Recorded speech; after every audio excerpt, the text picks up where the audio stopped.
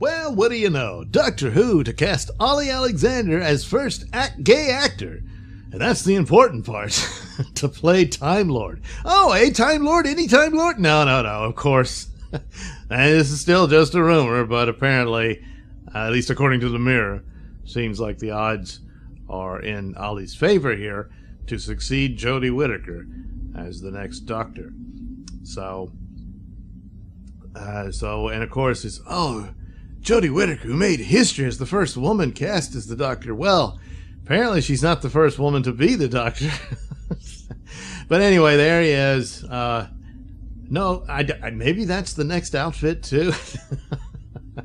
Oh, look, Ginger. Well, I don't think that's his real haircut. Maybe it is. Maybe then we'll finally get Ginger, you know. So anyway, Doctor Who reportedly cast Olly Alexander as the next Time Lord, making him the first gay actor star in the row. It's a sin. Star 30 is believed to be replacing Jodie Whittaker, first woman, okay. And then they immediately trashed it and ruined it and retconned the whole damn thing for Jodie. You know, I didn't think she had any shot at being a good doctor, but the truth is, it's not her fault. She never got jack squat, never got a chance, and was treated about as badly as Peter Capaldi was. And the shame of it is that, you know, that was his dream role, you know. So anyway, it comes after it was reported that Jodie, 39, no, that's not kind. Come on, Mira. Would step down following 2 specials next year. Years and years singer. I didn't know that. Okay. Olly, who won critical acclaim for his debut performance in Russell T Davies' Channel 4 drama, following a group of young gay friends living in London during the AIDS crisis, is believed to be at an advanced stage in negotiations with BBC bosses. It comes after Russell, who was also previously a writer and producer on Doctor Who. Oh, really? Didn't know that, huh? Suggested that Olly would be great in the role. Well, there he is. He's got the look. You damn right I got it. They're begging me to do it. So anyway, the source told The Sun, Olly is on the verge of being announced as the new Doctor. Negotiations are in an advanced stage. So I guess at this point, he's favored to get it, but they're still talking about it. But it's probably a done deal. I don't know. He's been heavily promoted for the role by Russell, who he's worked closely with in other projects. Russell was impressed with his work and felt he was a great fit for the Doctor. So if this is true, I mean, he did work with the man, and that he's pushing for it, then, you know, Russell T Davies has some sway. And that's probably the bright spot here. I'm not one of these people who thinks Russell T Davies was God's gift to Doctor Who, but over the tenure of New Who, he's easily the best showrunner of the 3. I mean, you know, okay, 2. The third one doesn't count. Oh boy. So, you know, and it says, would they do this to try to get back on track and all this stuff? Is the announcement good enough to make a big deal about that in his personal life? He's a gay man. The Doctor's going to have to be gay too, and make out with a male companion and all this type of stuff, and constantly tell people he's gay every episode. You know, if that's where they're going with it, then you're not, because, you know, that's all it ever is when it's something like this, whether it's race or sex or now sexuality. It becomes the focal point, and plot and character development takes a back seat or completely leaves the room, you know? And that's the case of just about every goddamn franchise we have, except apparently Superman and Lois. So, that's the danger here. But if it's going to be get back to Doctor Who stories and adventure and all that stuff, and you know, Russell thinks this guy can pull it off, great. That would be a vast improvement. I am surprised that they're letting a man do it. So I guess he managed to, you know, he has a box to check. He's still white. Uh-oh, blue eyes. Oh, boy, that's, I don't know, a little too white. But thank God he's gay, you know. So he's got that going for him.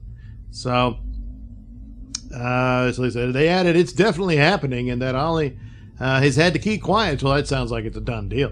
You know, during negotiations, I don't know. Meanwhile, a BBC insider also told the publication that bosses are staying tight-lipped And that filming for 2022 is still ongoing, and that there's lots more to come. Yeah, well, it'll be a while before they announce it officially, of course. They're still in the. It's out of respect for Jodie's run here.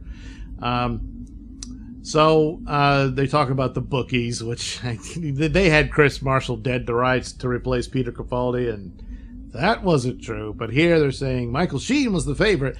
Yeah, people would love Michael Sheen to take on the role. I'd be stunned. I really would if he actually took it. But they show the odds here. Richard Ayoade, I think is how you pronounce it. That guy actually, I'm actually more interested in him taking it over, even though I do have a problem with who succeeds Jodie, and I'll get to that in a minute. But he does have that look about him. That's there he is. That I think he'd be pretty cool for it. But then again, maybe he doesn't want it. I don't know. Maybe he has tested for it and flopped. I mean, of course, you can't believe a word Chibnall says, but he says, "Oh man, Jodie really won me over." Well, it'd be interesting to see the audition tapes because I never saw it in the series, But then again, she never got a shot, so So anyway, there's some of the other people in the running, but it'd be cool if Sheen took it, but I just don't. And that would go a long way, provided they actually provide actual Doctor Who scripts to it. It could turn the show around. So, okay, that's the. So, my problem. What is my problem here? I know nothing about this guy. Maybe he is really good and could take over the role and lead it into new heights and all that stuff. But the narrative that it's been dragged down with and cluttered, because I used to think that the War Doctor was a bad idea, and I still do in a lot of ways, although I think there's solutions there. That's nothing compared to the Timeless Child, which is Last Jedi level devastation to the continuity, and it's just really bad. That being said, they threw in Joe Martin's Doctor just for the tokenization, and that's done. There's no, if this is the case, and this is the new Doctor, and that's where they're going, and Joe Martin never gets mentioned again, or she gets to go to Doctor Who conventions, wow, and that's about it, and she might get some adventures on Big Finish, and that's it. That's just really rotten. The story is so much better and makes far more sense if she's Jodie's replacement. Now, let's say Joe Martin herself might not be interested in committing to a full series like that.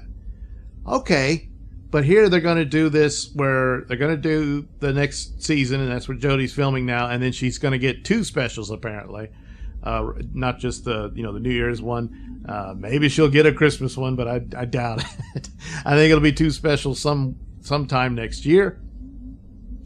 Kind of like how David Tennant went out, and then she regenerates in the last one, And then so what if they just did some specials following that with Joe Martin's Doctor, and if they can get the ratings back up and I hope to even get interest in merchandise sales, they got to give Joe Martin some good stories. They can't just keep doing the lazy crap they've been doing with Jodie. And if they could do that, and if they can get her to commit to that, and then she hands it off to Olly here, if that's how they want to do it, and that could be done within the year or 2, even do like that, the way Joe Martin showed up, they missed this opportunity of having a future Doctor show up, and you don't know who this is. And then, holy crap, it's the future Doctor, to be introduced. That's always something I thought would have been cool, even back in the classic days. It never really happened, unless I guess you count The Watcher, Tom Baker and all that. But it's an interesting way to shake it up and do that. But to just, because I remember seeing another YouTuber talking about it, that if for nothing else, it would be the decent thing to do for her character and whatnot. And the idea of her being a past Doctor is just not making sense whatsoever. Most notably because of her TARDIS. She's in a police box TARDIS.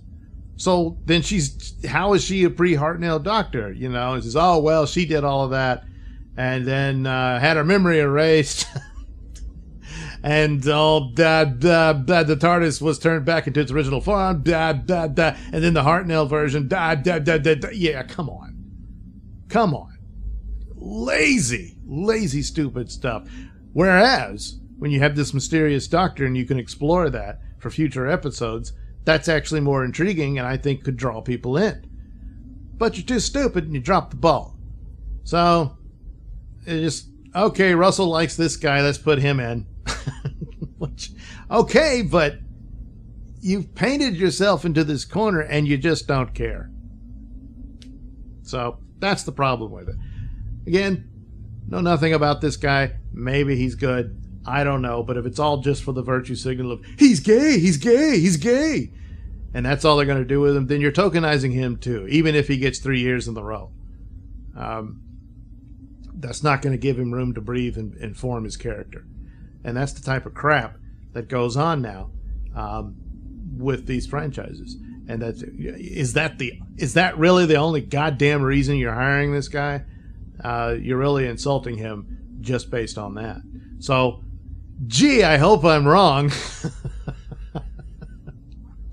But the franchise is in a mess. It was unnecessary, but it is. And it's a young actor. Feel kind of bad for him being thrown into this when it appears to be on its last limbs, if that.